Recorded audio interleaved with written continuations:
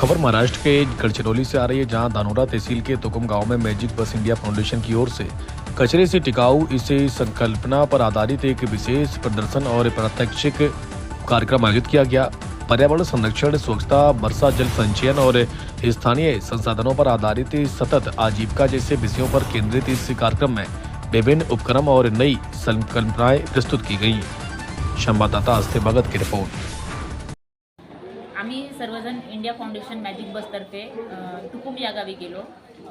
तुकुम या गावामध्ये सर्वप्रथम आम्ही गांडूळ खत, ते गावकरी लोक जे गांडूळ खत आणि काय म्हणते फवारणीचं, म्हणजे 12 वनस्पतीपासून जे फवारणीसाठी औषधी तयार करतात, ते कशी पद्धतीने औषधी करतात, कुठून कोणत्या पद्धतीची पाले आणतात असं वगैरे म्हणून आम्ही त्यांच्याकडून शिकलो।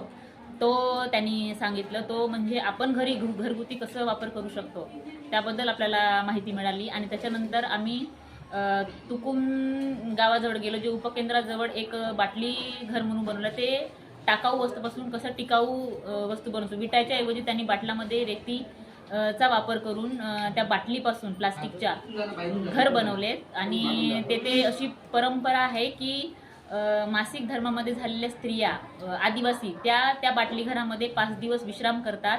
त्यांची सर्व सुविधा त्या ठिकाणी केली होती, अतिशय उत्कृष्ट सुविधा होती।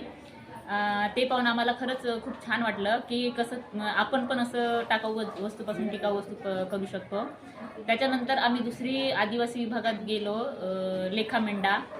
गावचा एक इतिहास आहे। त्या गावच्या लोकांनी सततच्या वनासाठी, जंगलासाठी ते सरकारसोबत भिडले आणि त्यांनी त्या सरकारसोबत भिडून त्यांनी आपल्या गावाचा वनहक्क स्वतः मिळवून घेतला। आणि खरंच तो गाव आणि त्या गावातली लोक, ते गावातली सरपंच एक आदर्श आहे आपल्यासाठी की त्यांनी कसे म्हणजे स्वतः झटून आपल्या गावाची प्रोग्रेस केले।